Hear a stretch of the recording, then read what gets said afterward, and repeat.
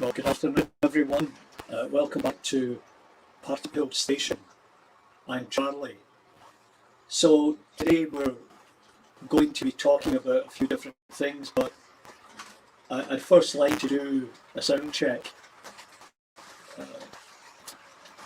Oh, Tom, how are you? Can you hear me?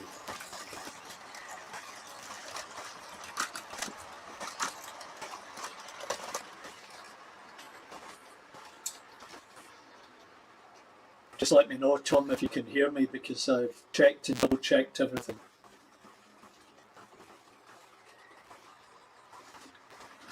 Breaking up a bit.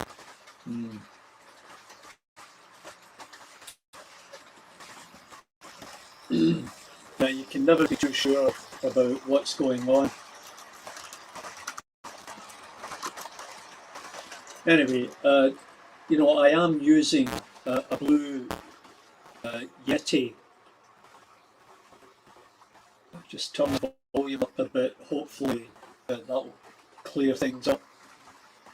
Not really sure why that would be happening. Generally, you either hear me. Generally, you either hear me or you don't hear me.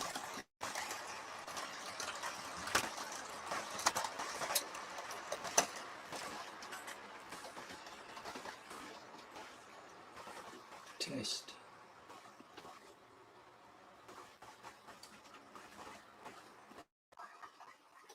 Sometimes when you put this, make sure you get this echo cancellation.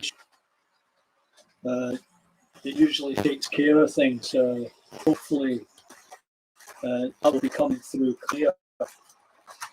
I've never heard of the crackling, but there's always something new and interesting to deal with. So, I set it up and went, checked everything before I came on, so it should be okay. And hopefully it will come through clear for the next hour, which I plan to be on. So, Tom, what's happening with you?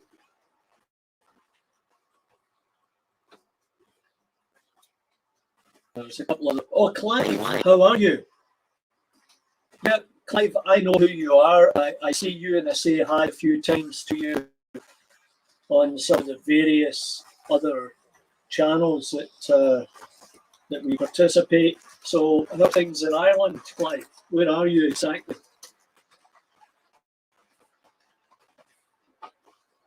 It's always interesting to know where people are. Can you hear me okay, Clive?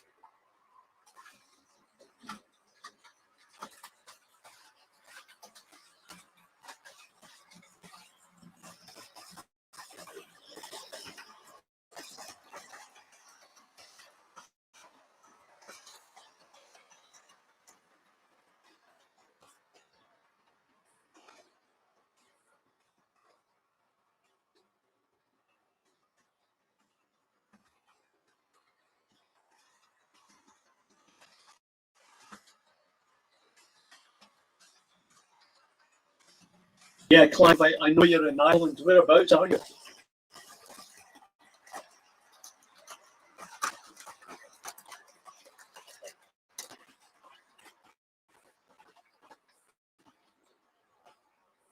Yeah, see, you can never tell if things are going okay. From all accounts, it tells me that my microphone is on.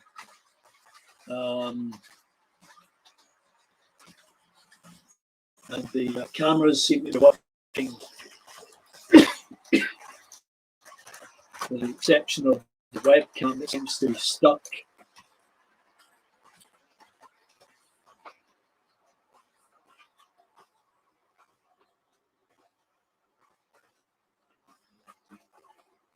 Well, Tom, that's a big job. Well, Lee, welcome.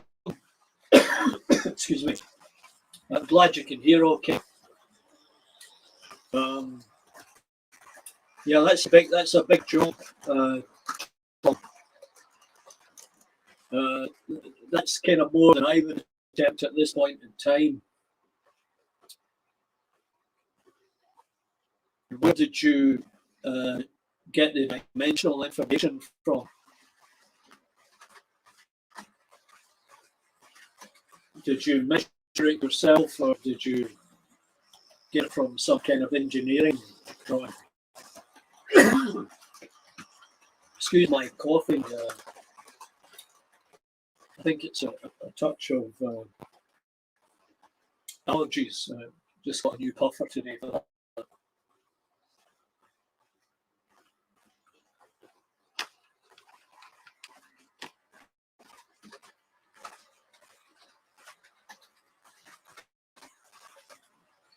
Okay, so you got a set of calipers and you're doing that. Nothing Mapman. Rutland, yes, a bit crackly. I'm not really sure why. I'm going to try. I'm going to try one thing here.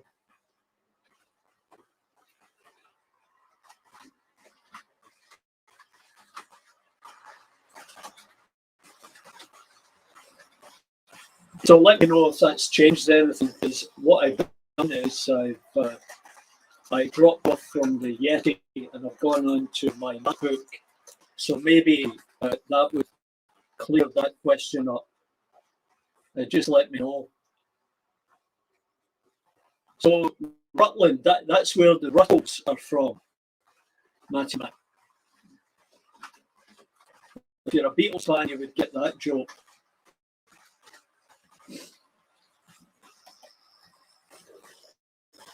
Yeah, Clive, I saw you were chatting with Mark the other day, and Johnny Cole talking about model shops.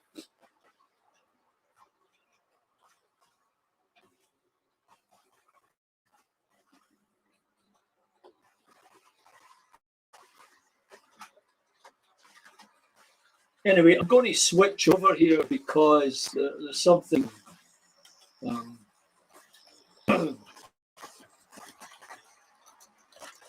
something we start chatting about.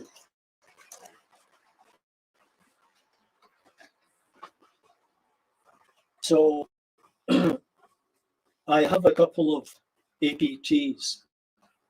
Oh, Ballyclare, yeah. I thought I seen you mention that because I had distant relatives in Ballycastle, Monaghan, and places like that. Anyway, I've been working on my APTs, of which I have two. And I was watching Barnabas Junction, and he was running his APT. So your grandmother was on the McGowan. Oh my God, we're obviously related, Tom. I'm on 23andMe, and I'm doing genealogy research, and I've met all kinds of people online. A number of them in the US, and a few people in Ireland. But I haven't been able to get in touch with anybody on my grandmother's side. And they were from Monaghan, and she had a number of siblings, and I haven't been able to touch base with any of them, but that's so interesting. Anyway, can you all see the bits and pieces of the APT and Ringfield motor there? Just let me know if you can see those.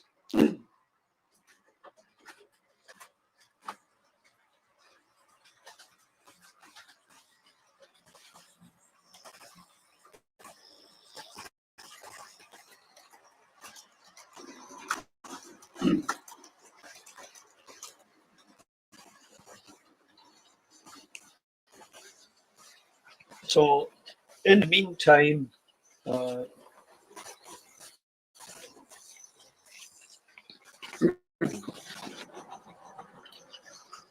got one. What you're seeing right now is the Ringfield motor that I took apart for the purpose of cleaning. And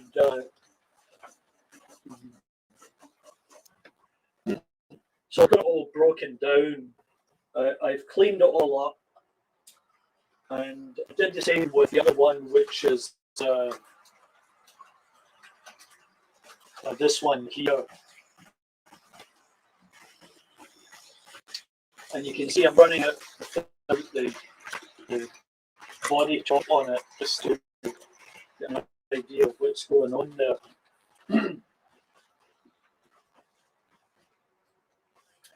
Anyway, so I managed to take that one apart, and as Jason, if he pops in, would know, I chatted with him about it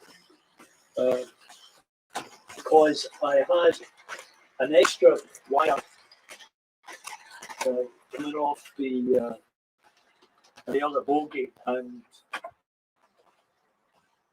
that was actually a pickup.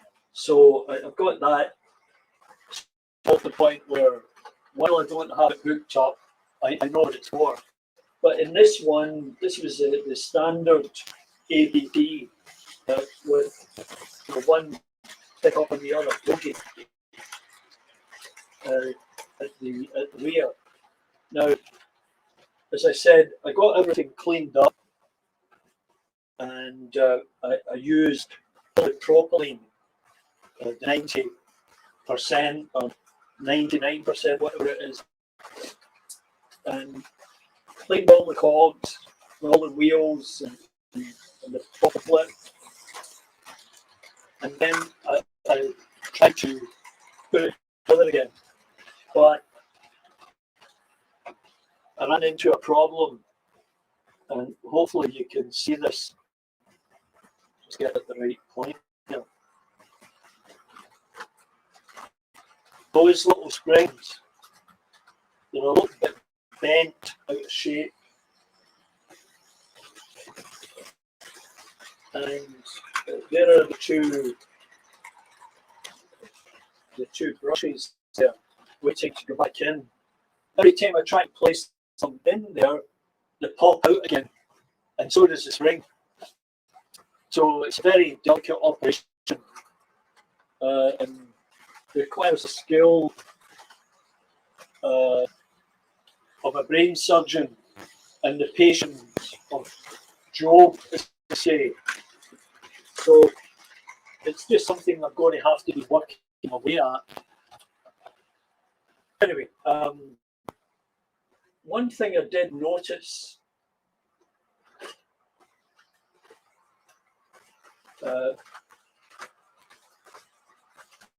was when I put the wheels back into the power unit,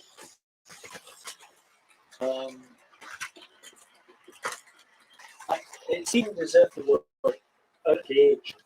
So I used my gauging tool. It's around here somewhere. I've got, yeah, here it is. So I used my gauging tool, put it back on the track, and it wasn't running that way. So I thought, well, I've gauged it. It's obviously not that. So what I did was I just squeezed the wheels back in a little bit, and that seemed to take care of the problem. Although I'm just going to turn this a little bit.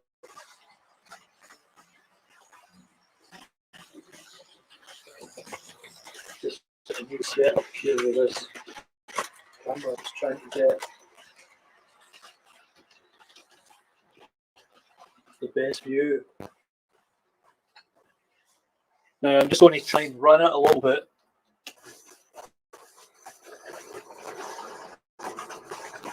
Now, as you hear, it's grinding a little bit, but it is moving.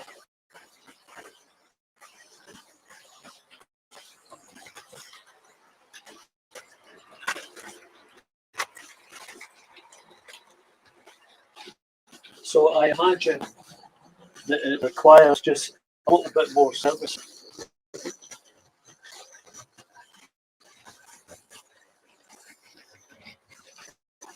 And that's my Class 91 with a small livery, which is a really nice set and runs really well. Anyway, hopefully you can hear that motor grinding a little bit. I'm not sure if it's a track or, you know, it's something else, but process of elimination. And the other thing, which I'll switch back here.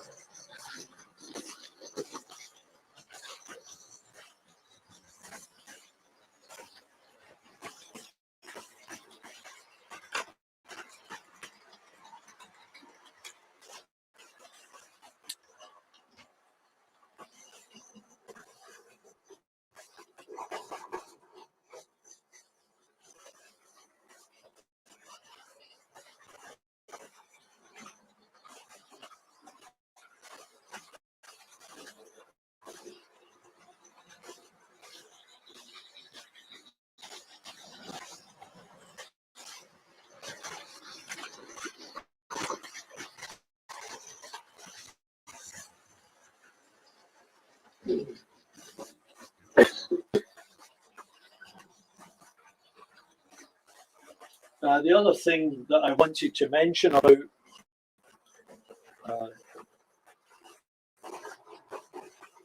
servicing and putting this thing back together are these two components here. Now they go in the back of the bogie, and they go into that, the screws into that little hole. But when you put it all together, it's very tedious and very annoying to try and get this screw in place and get it into that hole. I tried it repeatedly, and very frustrating, but I eventually got it. And it's got to go in, it's got to be in a certain combination. And I'll try and show you that later.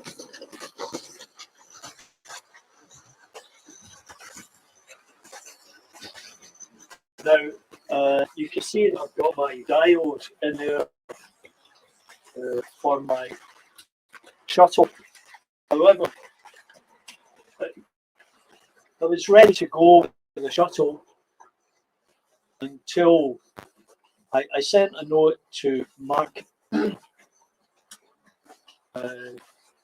Dad, because he had done a video on how his shuttles, he's got numerous of them in the museum. So I had ordered the shuttle and then went to try awaiting the arrival of that component, and I couldn't figure it out when I got it. So I sent Mark a photograph of this. And he said, well, the problem is, Charlie, that's for signals. So that was an error in my part. I had been looking at different ones on eBay, and I had trouble finding the one with the right price and zero shipping. And I looked at a few different things, and eventually I clicked on this one, but as it happened, it's the wrong one. So I'll be able to return it to China At least the guy said I can do that. And then I'll let you reorder another. I need to reorder another unit that's appropriate for the shuttle. But unfortunately, that will take, for all accounts, 5 or 6 weeks. So that's very frustrating. You know, as I say, a lot of knowledge is dangerous. It's a pick up in the back. Yeah, Clive. Yeah, Clive. I get that, and just the way it was wired up, I wasn't really sure if it was a pickup or if it was something else. But yeah, I just have to reattach it, and we're okay. I took the springs out from the other side, and then insert the brushes and the springs at the bottom of them. Very good, Tom. I'll certainly give that a go. And now that you mention it, I think I saw somebody do it, and just the comment was, make sure you don't bend those stainless steel strips too much. So yeah, that's great. I'll give that a go. Then I can have 2 of these running around the layout.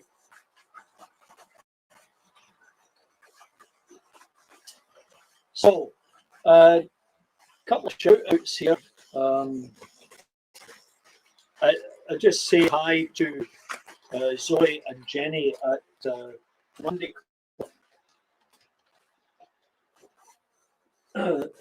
Always enjoy watching the show, and they're often very kind to show some of the videos I've posted to let others see what I'm trying to do here.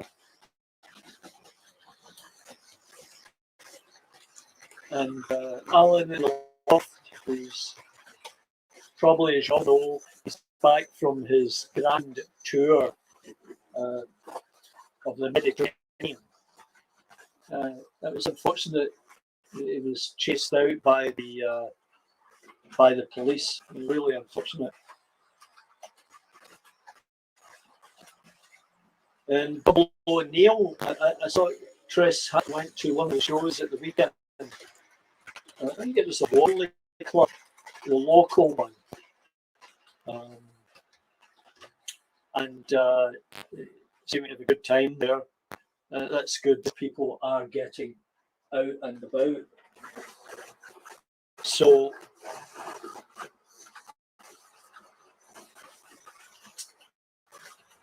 well, yeah, always give a shout out to Barry Davis for all the great work that he does. The information that he's able to provide us all.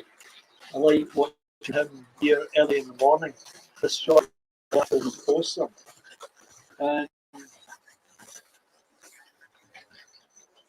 Chance 123. John Chambers. I know he doesn't post. Oh, there's my sister Rose. Hello, Rose. Gonna need to drop by again. Anyway, John Champs 123. He doesn't post videos anymore, and as I told you, he's clearing out his collection. And you know, I learned quite a bit from John and the videos that he's done in the past.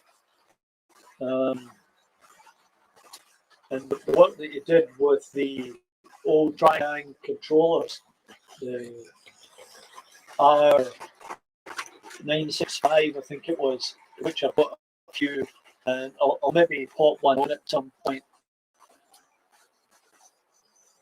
Oh yeah. Thread, bit of thread. Yeah. Yeah, they're very good at stringing away. I mean, I've been down on my hands and knees.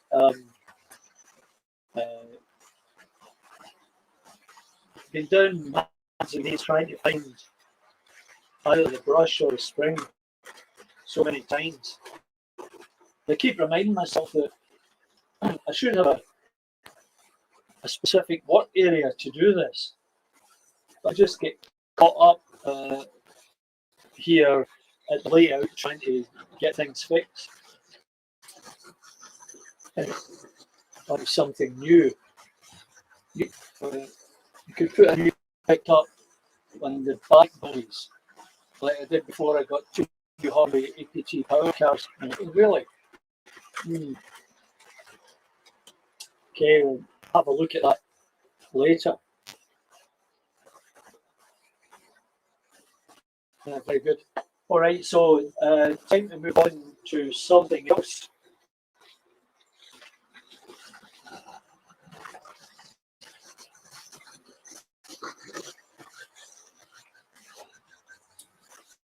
Let's see if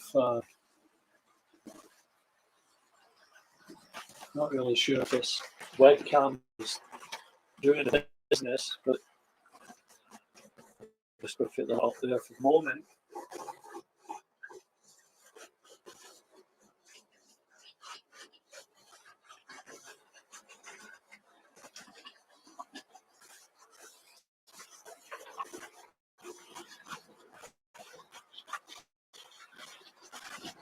Okay, I'm moving around a little bit here.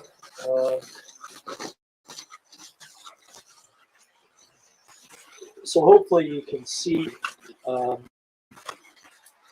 rock cutting.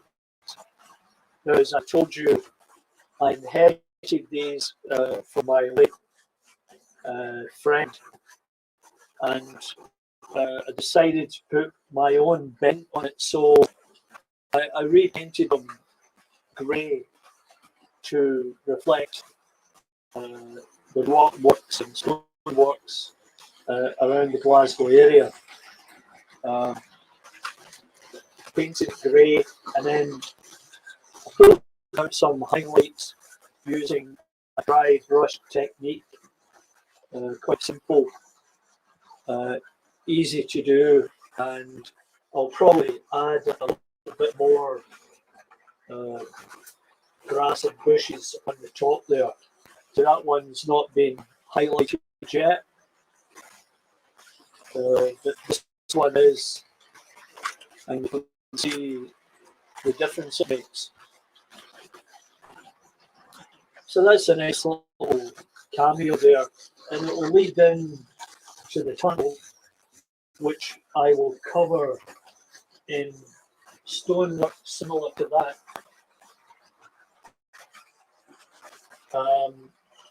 I think it's scale seams, or somebody has that type of stonework. Somebody told me it's an X, whatever number, and I need to try and find that message. But if anybody knows what it is offhand, I'd appreciate if you let me know while I dig around looking for the original message. Now, I demonstrated to you how we did weathering here at Partickhill Station with the talcum powder and the pastel crayon. So what I did was I did a bit more weathering, and as you can see, that building there is weathered up. It looks a bit older than what it is when you first put those papers on. And I did the same here with the chimney, and you can see the difference. It's a little bit more realistic than the pristine building it was.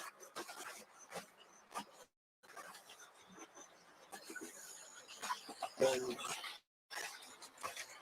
this one here.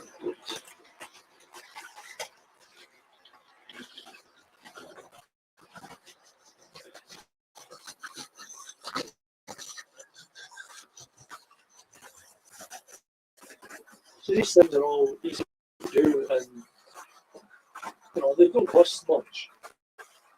Pennies for that kind of stuff.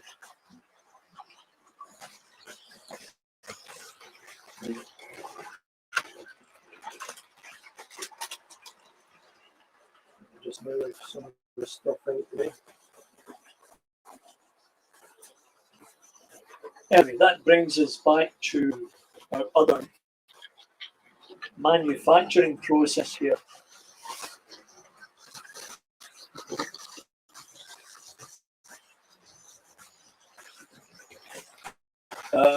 Clive, I think it's a prequel.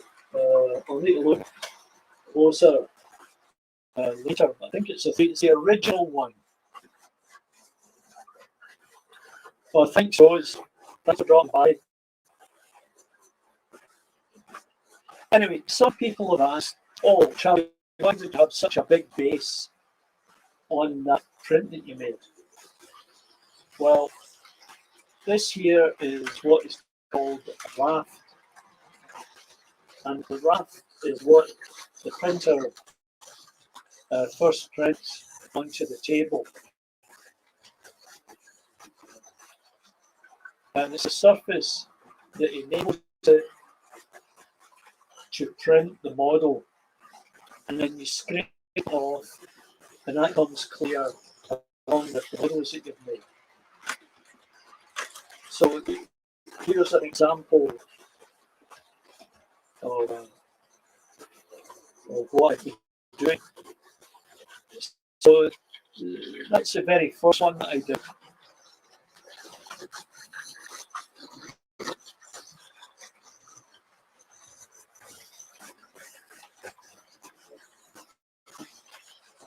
I found this on Thingiverse. And then before I started using my printer, I went to the library and I used theirs. And it came out terrific. And you can see little grooves there. Where it locks into the rails and fits perfectly. And this here, which is a fan exhaust unit. Now, I did get this from a model railway site. I actually got this from a couple of guys in Croatia who are filmmakers. Now, if you're a fan of Blade Runner, then you'll love these guys because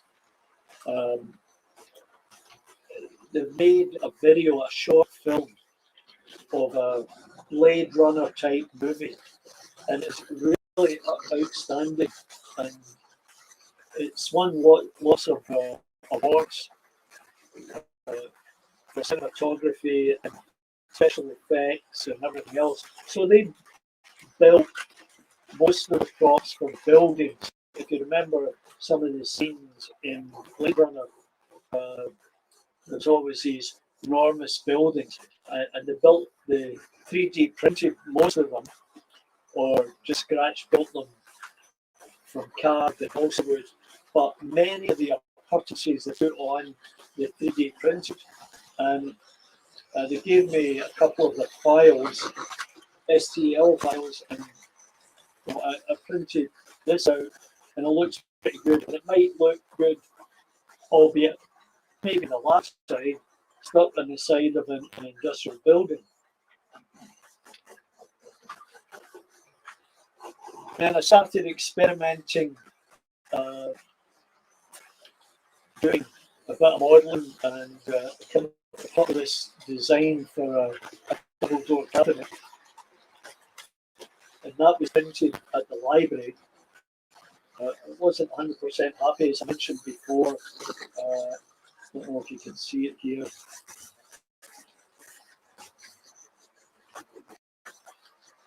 But there's a bit of a deposit on the top of it there. I ended up having to file off. But as you can see, you know, the level of detail isn't bad. And you know, when it's sitting out there, it just looks apart. Mind you, it wouldn't be that colour. It would probably be that colour and weather like that.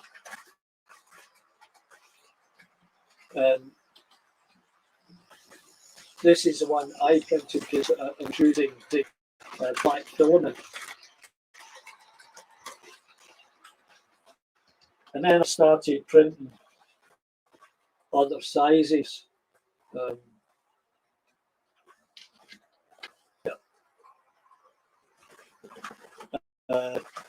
This one here is courtesy of Tony Northeastern. Tony gave me some dimensions, and I jumped in and modelled these, and they came out just fine. I've yet to fully paint them, but I just threw on some paint. There's some grey paint to get them started. And then there's a larger one. So, having these located around the site can be quite effective. And then I made the quantum leap, and I modelled this. I used Tinkercad. Tinkercad's a very basic modelling tool. It can do a lot.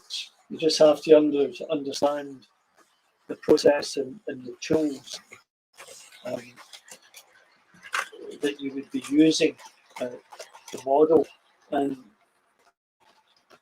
think about it. How would you build this? Well, the main body was built from cylinder, and I just keyed in the dimensions I wanted, and there it was. Then the ends, there is a sort of half moon model tool that you select, and then you change the dimensions, and you get what you want. And then I added in flanges and these stools that you sit on. Now, it's not perfect. It's a learning experience. You see how it melted badly, and I had to figure out exactly why that occurred. As I explained in the video, and it happened at both ends, funnily enough.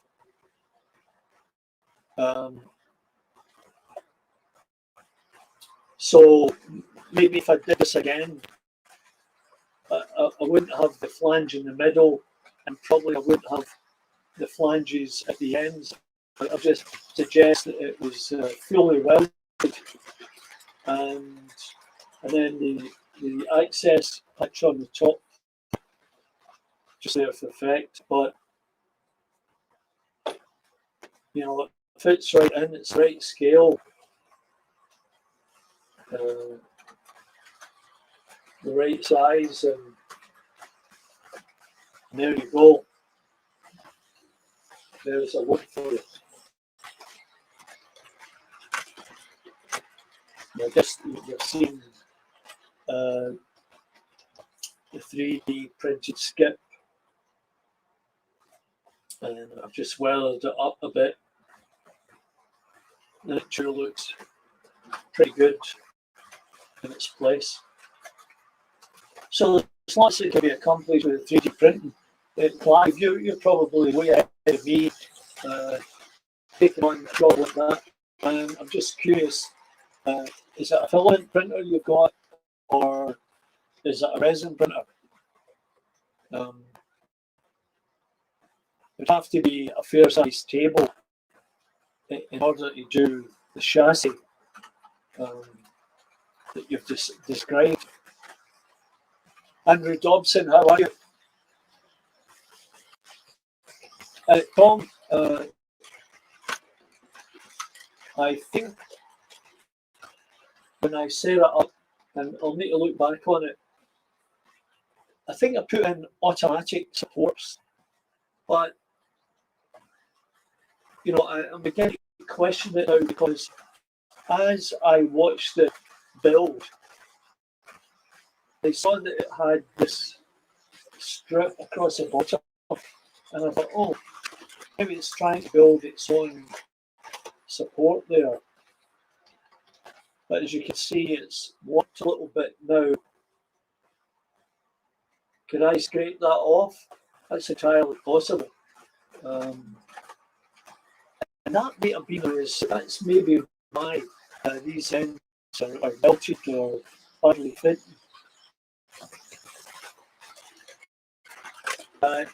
Tom, I built the model, I made it all one unit, and then I printed it. And you know, I think I said in the video I made about it that, you know, in retrospect,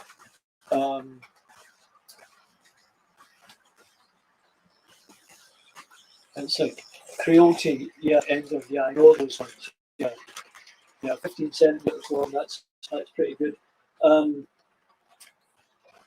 In retrospect, you know, I said that I might print it vertically because then it would build supports at the bottom, and that I would print supports separately, and maybe the access arch separately too.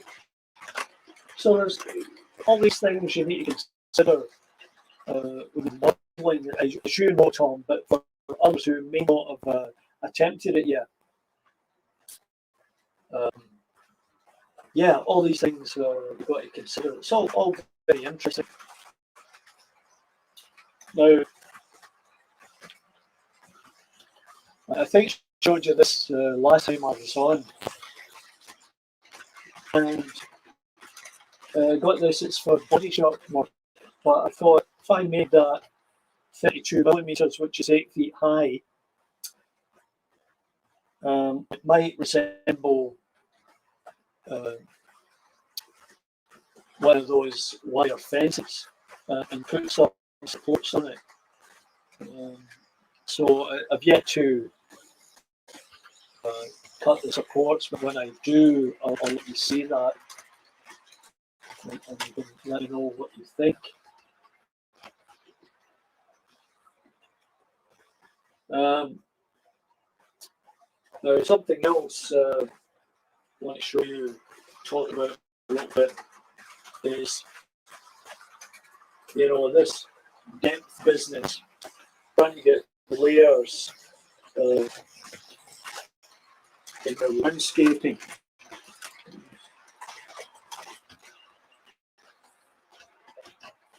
So this is very basic, but I mean, look, it's a piece of foam core with some papers from a kit that have been adhered to another piece of foam core, and of course it's black foam core, which I really want. And then you stick it in there, and you get that depth, and for very little effort. So if you have many of these kits around, what you might want to consider doing is taking an extra couple of prints and doing stuff like that, and just placing it around the perimeter of your layout.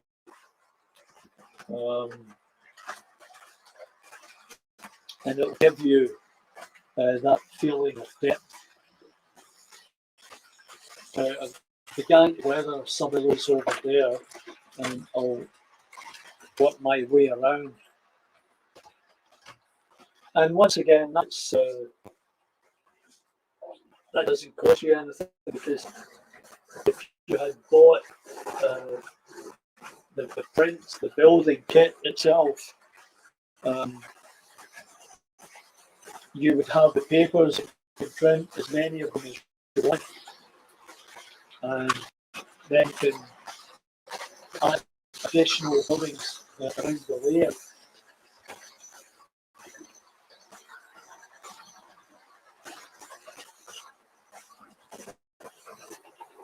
And that's what I'll probably do, is I'll get something in that corner with the fridge and try and get some kind of a specific going on back there.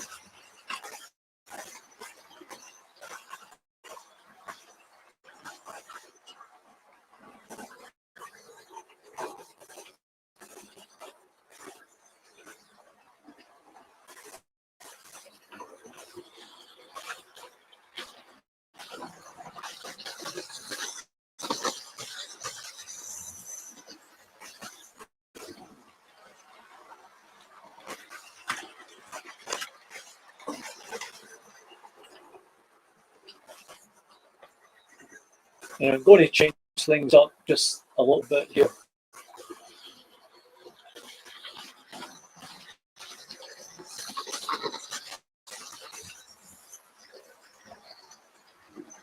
There you go. Not what you came to see, but there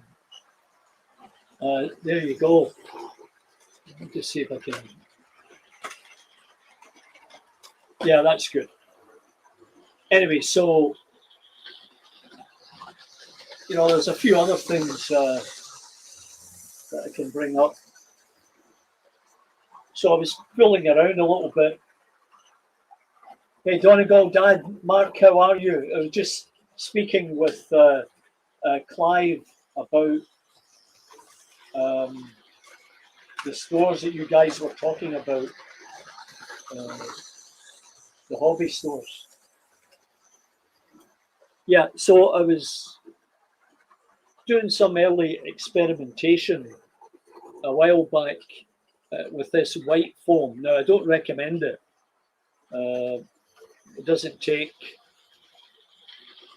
paint all that well, although you can do it. What is best in this case is the pink insulation, or you might have blue. That's the denser material and is used in cladding the wood structure before they put the brick on the houses here. Anyway, this may be a little bit on the thick side, and I'll probably splice that, and that can be part of a kind of a dry stone dike, and I can emphasize the stonework with some tools that I've got.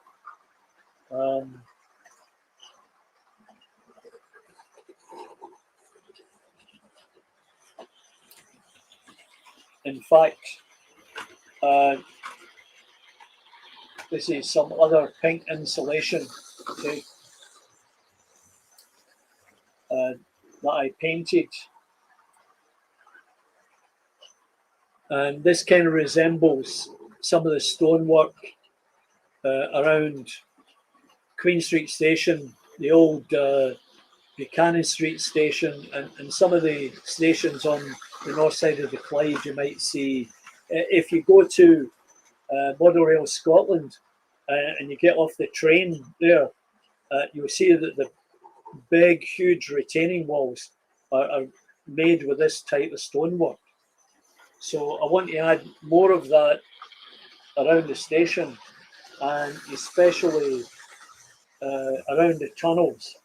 I'm hoping to get those papers that look like this, and I can't remember the number for those papers. Tom, basalt. I've heard this name before, but is that the technical term for that particular type of stonework? Because you probably know. Lee Cole, how are you? Welcome to Partickhill Station. Yeah, exactly. So these are very common type of building materials, and sandstone. Glasgow is built of sandstone, and all various shades of grey and black and brown and orange, and Yeah. So you can get away with a lot, and probably that's what I'm doing. I'm getting away with a lot here because, as you see, over there in the retaining walls, I'm not sure which one. Let me just take the camera.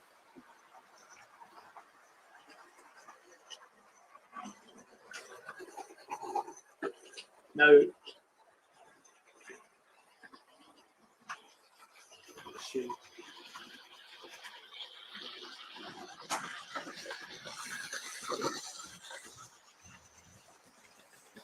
Yeah, it's just taking some time to key in. Oops. No, don't want to cooperate. Anyway, I'll bring it out because some of you have already seen how I addressed the retaining walls.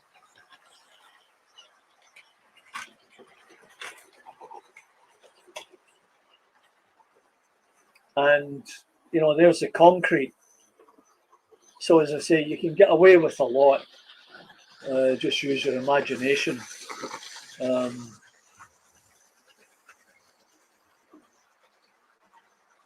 And that, in combination with the redstone arches back there,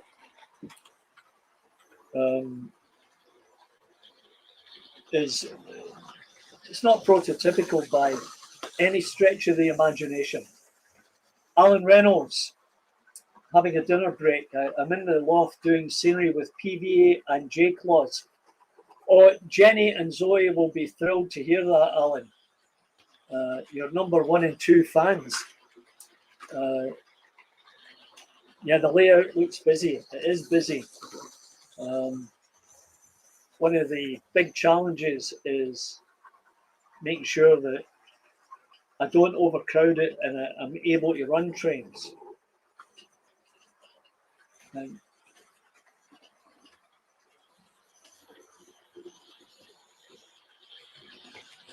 ready to go back to work. I'm glad work's over for me. Yeah. I took the big handshake. Thanks very much. Can't get out of here quick enough. Give me the money.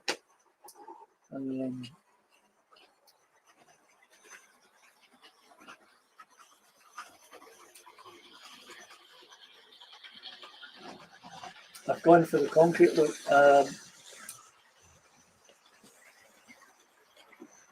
Well, my friend and I drove from Glasgow down to Oxford, maybe 4 years ago or something. And we were on a sort of boys' historical battlefield trip. And we'd go exploring wherever we pulled into. And we'd do bed and breakfast. And we got into Crewe. And the next morning, we got up, ready to head out. And, okay, we'll stop by at the station where the APT is. Well, it was closed. I was so disappointed. I could see it through the fence. I think I managed to get a photograph. I saw it through the fence at the supermarket there. Yeah, it was just bad timing in that particular instance. That would have been very neat to see. But, you know, I got to the museum at York, and we were in Carlisle, and we're in this bed and breakfast below the big viaduct, and in the morning we're having breakfast, and the trains were whizzing past, and so a variety of trains passing there. Oh, well, that's good work that you do, Andrew, if you work at the hospital. Yeah, we all never know when we're going to need it. Yeah, thank you for doing whatever it is you do, Andrew. So Uh, how's Toronto for snow? Well, we had 2 consecutive snowfalls, so we got 2 or 3 inches one night, and then about 3 inches the next day. But the temperature is such that it won't lie around, and the first thing that happens here is the town have got these little single driver operated snow plows that go around all the sidewalks and clear the sidewalks before you get up in the morning, which is great. But when the real snow comes, and it is surely coming, what happens is in the middle of the night, before people get up to go to work, the big snow plows are out with their enormous big blades and they clear all the streets. And the downside to that is you can have 2 or 3 feet of snow, solid snow, sitting at the end of your driveway. And the problem is you've got to get from your garage out to the road and clear it. So, fortunately, I don't have to do that anymore. So I don't need to rush out there.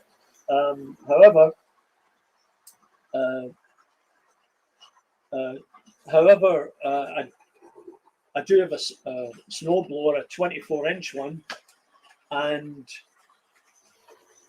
it takes care of sort of anything and everything that throw its way. So yeah, that's how we handle it. And we get big snowfalls 2 or 3 times a year, maybe 4 times, that shuts everything down for a couple of hours and makes driving really difficult. When I was working, I'd leave here at 6 o'clock in the morning, and I'd be on the highway and drive for 60 kilometres from here on the road to Niagara Falls. And that would take me an hour in the morning or more, depending on the weather. And then at night on the way back, it was an hour and a half. One night it took me 3 hours. It was just pandemonium. There was so much snow. Anyway, that's what happens when you decide to live in Canada. There's Andrew, been to Crew Heritage Centre. Yeah, that was the problem. I didn't know that, Andrew.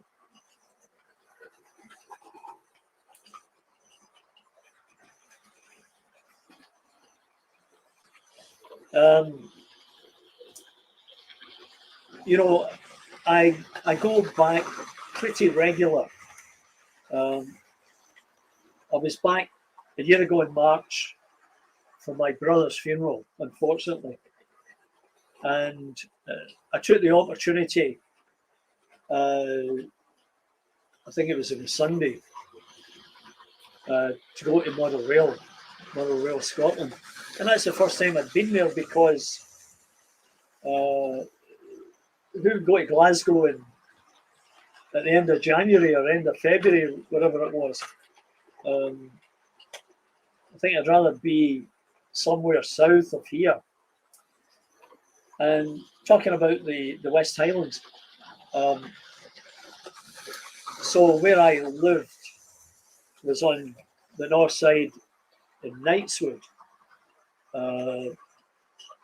one station away from Anniesland, if you know the location.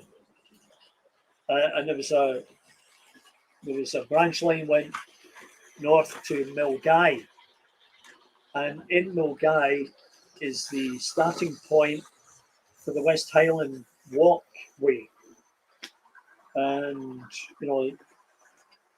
people are always taking the train up there and then going on this hike, take you all the way up the Highlands. It's not something that I've considered doing.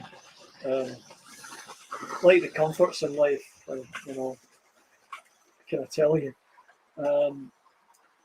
So, as I say, I go back regular and always go to the Transport Museum. Great collection of trains and ships, and of course the ship models I remember because in John Brown Shipyard I got access into the boardroom where I saw the ship models that they had, and also the model tank where they tested the hulls of the proposed ships. Well, I wasn't in the station in town. It just so happened that we were we were just at the edge of town where that viaduct comes over the river, and down from there was a pub at the corner, and then down into that gully, whatever, down by the river, there was this Victorian house that was a bed and breakfast, and we stayed there. And then we went in further south and we came across a fox hunt of all things. So it was jolly good fun. We chatted to the people there, a few women and the men, and one guy says, where are you chaps from? Oh, we live in Toronto. Oh, Toronto, yes. We have people in Toronto. And I'm like, yes, we are the people. That was funny, yeah. You never know who you're going to meet, right? Yeah, it was good times, a boys' trip. Anyway, the layout, you know, I've been fidgeting with the track, trying to make sure that, you know, the trains are not running into anything and derailing, trying to make sure the points are all lined up properly. And it's an ongoing process because, you know, most likely I'll put a third line in there.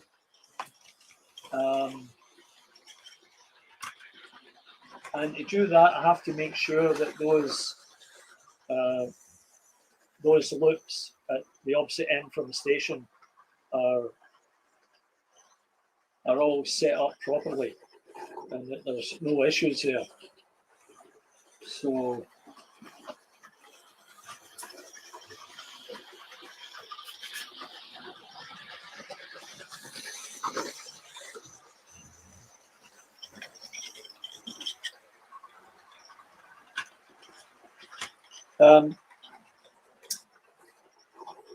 I don't think so, Clive, because I think I got late to Jason's broadcast.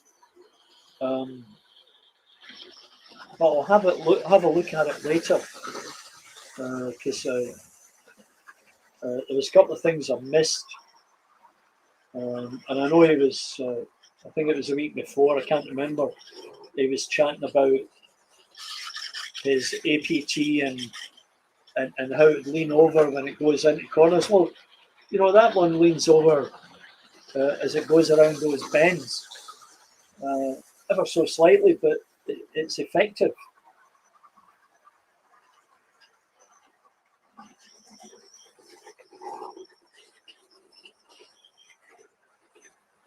Pastimes, yeah. I was at Pastimes every time I went back there. Just up off Maryhill Road.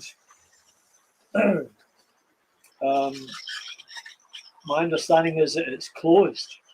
Now, his prices were a little bit on the expensive side. They were a little bit on the expensive side. I don't know if it was a case of, well, if you buy 2 or 3 things, I'll give you a bit off. Not really sure. But he was also selling on eBay. And it's entirely possible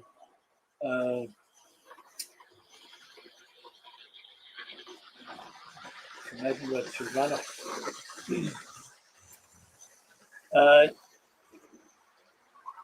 Yeah, we drove from Fort William across Rannoch Moor, you know, down through the glen and across the moor. Quite an eerie location and miles of nothing, which, you know, you probably know, having been up in Scotland many times, you can go for miles and miles and not see a sheep. Well, actually, you will see a sheep, but you won't see any people. There's lots of spare land up there. And yeah, the John Brown's video, you know, obviously you've guessed, I served my apprenticeship at John Brown Shipyard as a draftsman. And I worked in the drawing office was, when you went into the shipyard, it was just on the right, but to the left was that was all the east yard, and that's where all the big queens were built. And I worked on the superstructure, the aluminium superstructure of the QE2, and I was there on lunch day. And I became the office rep for the drawing office, and would attend the sort of weekly or daily meetings with Jimmy Reed and et al. So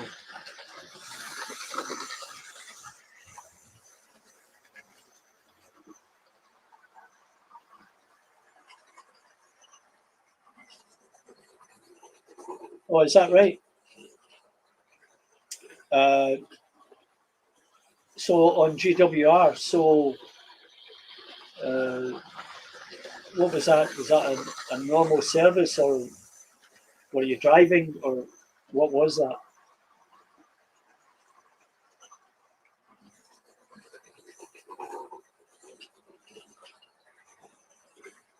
And when was that?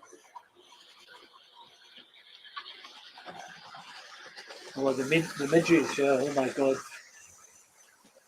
Yeah. Horror of horrors. Oh, I see. Great Western Road, yeah. Yeah. The last time we were back, you probably know where Kelvin Bridge subway is. So directly opposite Great Western Road, right in that corner, there's a big church with an enormous steeple. And adjacent to the church, that's on the north side of Great Western Road. There's a row of old townhouses, and one of them is an Airbnb, and we stayed in there for a week, which is a great location because you can walk to Byers Road, you can walk to downtown, and the subway's right across the street, or you can walk all the way down to University, or down to Partick and into the Transport Museum. So perfect location. And you know, you jump onto Great Western Road and, you know, 35-40 minutes at the most, you're at Loch Lomond. So yeah, it makes it really worthwhile.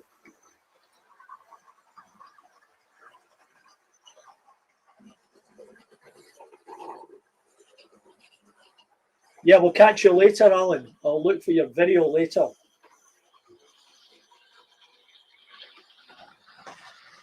Yeah, it wasn't always clean and prosperous. It went through some bleak and hard times. I can remember, I lived in Partick. I was born in Partick, hence I get this Partickhill Station business going on.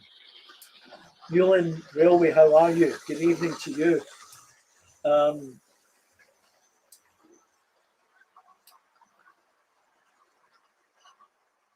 So I lived in Partick, round the corner from the railway, from the station. And I can remember as a kid, the fog was kind of yellowy orange. You couldn't see anything, and it was thick as molasses, and it had a horrible taste. So that had come from the steel works, the engine works, the shipyards, people smoking woodbine and coal fires, right? I grew up in a tenement as a kid until I was 11, along with my two sisters and my brother, my mum and dad, in a room and kitchen with a toilet halfway down the stairs, shared by 5 other families. Like, talk about third world. Like, and people that had gone down to England would say, "Oh, they get inside toilets down there and they get hot water." Hot water? What's that? Cold running water in our case. Yeah, so it wasn't always great, and I can remember my dad didn't always work because there wasn't always work. So I'm glad those times are gone, and people are better off.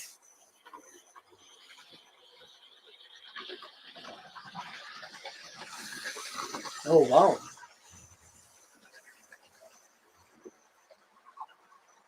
Is that the ferry?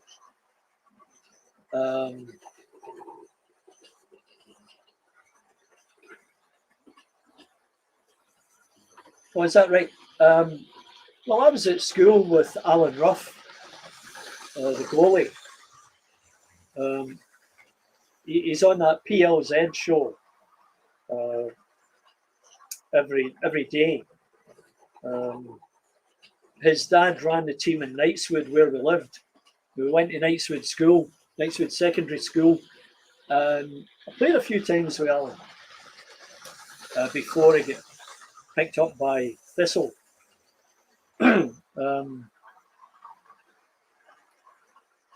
Yeah, Knightswood was a much nicer place. Enjoyed my time in Knightswood. John Wall, I'll need to ask Alan about John Wall because he's on the board of directors and play on ash pitches. Yeah, I still have black ash here and on my knees, and I think a bit on my side. Awful stuff. Awful.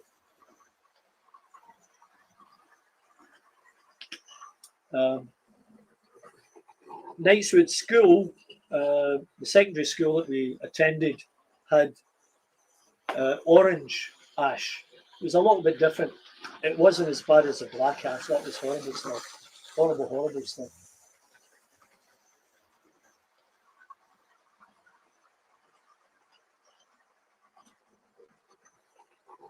Yeah, funnily enough, all that time, I never did that crossing. My family members, uncles and the likes, used to get the boat from Glasgow over to Belfast because they used to say to me, "Oh, we're going to the land." Now, somebody owned land over there. I never did find out who it was. But I used to go down to the opposite where Howland and Wolf was in Glasgow. It was a spare piece of ground that during the war was used as an additional shipyard. And used to try and throw stones at the ships. You never make it, but there were my uncles waving. So yeah, funny. Yeah, Alan Ruff, Argentina.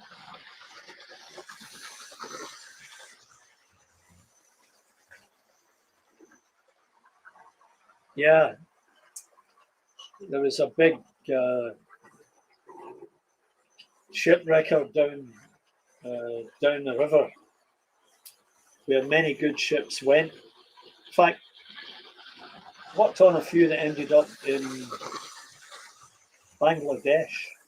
I worked on the design of a rail and passenger ferry that went from the North to the South Island in New Zealand.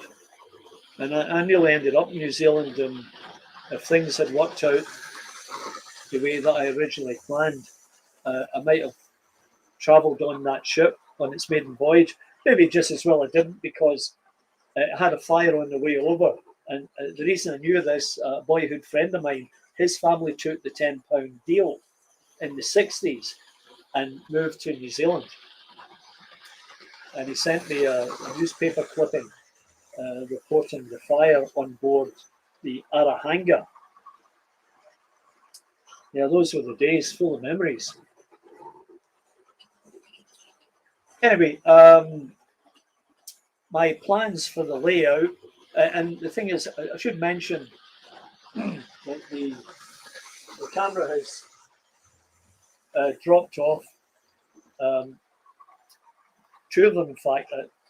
The one being the webcam, and I'm not so sure about that. The other is one of the other iPhones. It's an iPhone 6 or an iPhone 8. And it doesn't hold a charge very long. So that's just dropped off just a little while ago. And as I mentioned, I've got an iPhone 4 that I use on the odd occasion, but it too drops off. And the other thing is chatting with the people at StreamYard, and a big shout out to StreamYard for making this happen. You know, I've been on there a couple of times saying, well, what about this? What about that? And what they've always come back to me and have said is, well, because of the way I'm set up here, I have my laptop here. It's running on my Wi-Fi, which is a pretty good service. But my iPhones that I use are Wi-Fiing to the laptop. Because I don't have a cable long enough to get from the iPhone to the laptop. And I don't want cables hanging over the layout. But what they did say was, excuse me, what they did say was, Charlie, what you should do is hardwire your laptop to your router, whatever, your modem. And that way you'll get the best connection. And that's a fair enough observation, but it means you probably need about 15, 20 feet to get back to where the router is. And I'll probably do that at some point.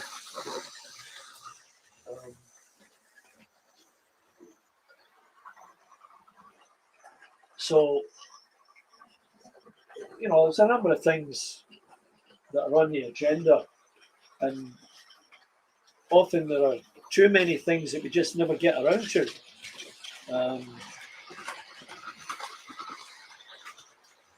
Shout out to Wardle Road, because he said hi to me the other day, so all the best, Ollie. Everard Junction, I like watching his YouTube channel. And I want to 3D print some of the washer, dryer, stoves, cookers that he's got in his scrapyard. I sent him a note and said, could you give me the dimensions of these, or can you provide me an STL that I can use? So we'll see what happens. Because you can't always get proper dimensions for these things. A lot of it's kind of guesswork, and that's fair enough. It makes it interesting. One thing I'll probably do, and this is a simple task.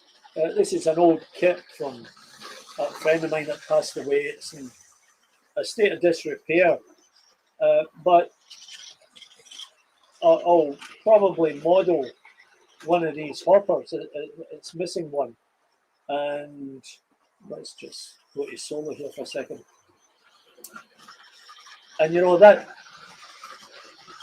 be a simple enough task because it's a cylinder, a cone, and another cylinder, and there's a little bit of a dome end on there, and that's easily done because you would take the dome, the half dome shape that's available, and then you just reduce the height of it to something like that.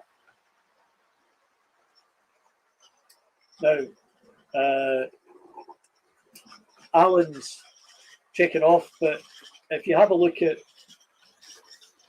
Alan's video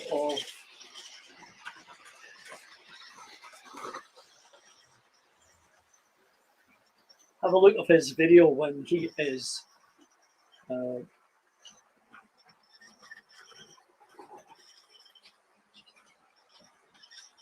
Grotland. No, I might get this up. Grotland, no, I'll search for that. And Leith, I've been in Leith, spent a couple of days in Leith a few years back, took the family over doing the Scottish heritage thing, introducing it. Well, the kids have been over there a number of times, but we went to Edinburgh, and in fact, we'd been in Malta, and we had to fly into Edinburgh from here and then fly to Malta, and then back to Edinburgh. So we did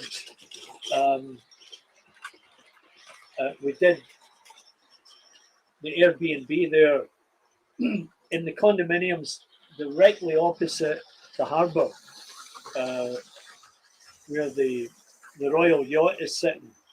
And my niece is a manager of the restaurant bar on board the Britannia. So a small world. Anyway, I was talking about something there that's sidetracked. Oh yeah, Alan. So if you go to Alan's YouTube channel and you get to the bit where he's at the Strathspey Heritage Centre, there's a great water tank supported by structural steel, not unlike that one over there that I showed you. And if I'm getting enough information on that, I will build a model of that. Probably have to do everything from scratch.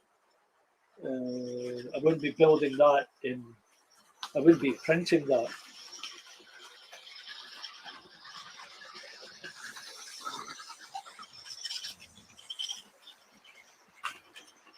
So yeah, it's as I say, there's a number of things. Oh, one thing I want to show you.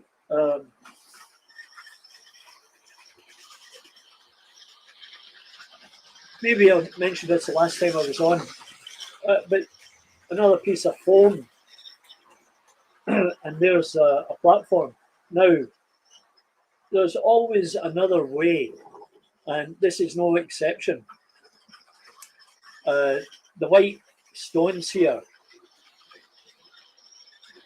they are made from, I may have explained this last time, but they are made if you use a spreadsheet, and you go into all these rows and columns, and you make sure that they are white, and then you print out the whole sheet, and you know you can change the dimension there, and then you cut them out, stick them on, and that's your platform edging, and then just put your papers on, paint it, and you chop with the foam, and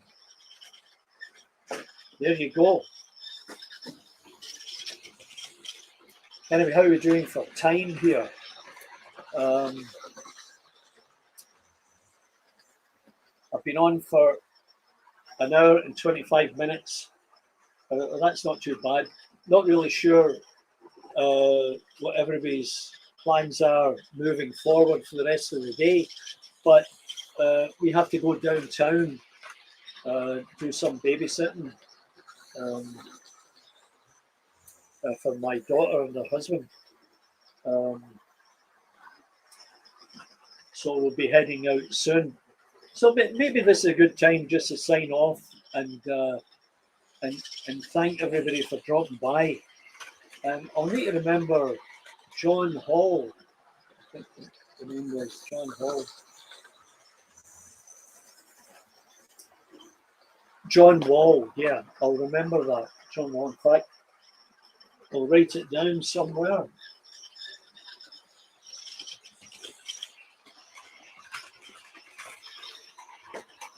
And yeah, I'll do that. And thanks very much for the advice about replacing the springs from the other side.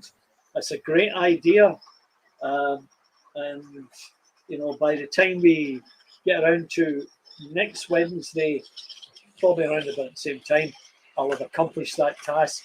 And we'll have 2 APTs running here, all being well. And as I say, I look forward to, Mark Hemmeldown. Keep up the great work, Mark. Doing good stuff there. You know, we spoke about it. It's not easy to sit in front of the camera and chat away. I go through the process of, okay, so what we're going to talk about today, Charlie, what are the topics of interest? Sometimes I write them down, sometimes I don't, but I know when I'm going to start, and I try to keep on track, which is challenging. You just got to keep tabs on the topics, lay out what you're going to speak about, and then try and get breaks in there to say to hi various people and get the chat line going. Barnabas Junction, you were mentioned in dispatches earlier on. Welcome, Jason. And thank you for the advice on the APT. The one that's running now is the APT in question, where I had that extra wire. And I never hooked it up, but it's really running quite well. And the other thing is, the second APT, bits and pieces,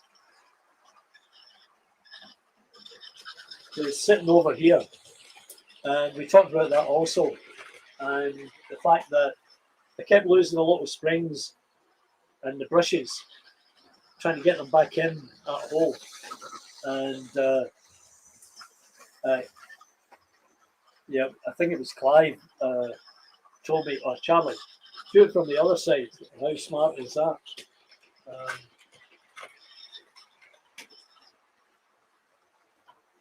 So I'll get to that, but you know, this little screw and that little plastic bit, it took me forever and ever to get that back on to the bogie. That was a real task. So yeah, so the APT is running great.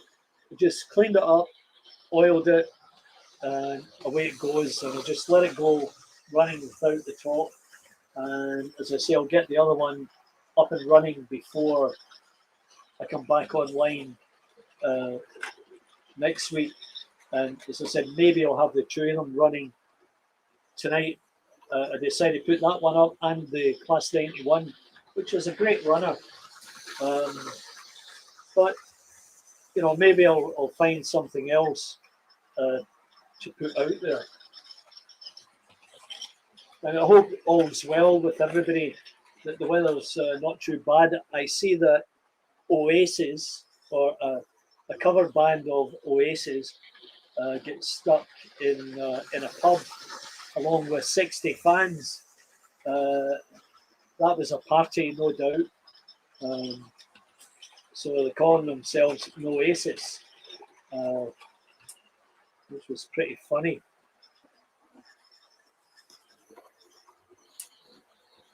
Okay, Clive, good of you to drop by. We'll catch you later. And thanks for the tip. And I'll certainly look for your photographs on Barnabas Junction.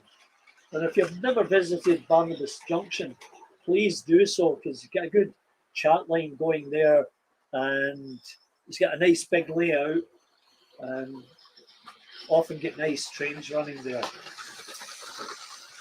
Anyway, see you all later. Matty Matt Man, yeah, you take care. And whatever else? Newland Railway, good of you to drop by. And you know, as I've said before, don't hesitate. Tom, cheers to you. See you next time.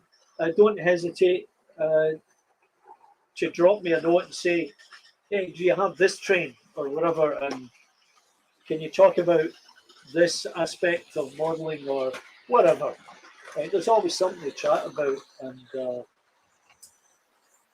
yeah, rather than me just rant on about myself and my collection and whatever, we talk about stuff that's of interest that you might be interested in. Anyway, thanks very much. And bye for now, and we'll see you all next week. Hopefully, stay safe and well. Bye from Partickhill Station.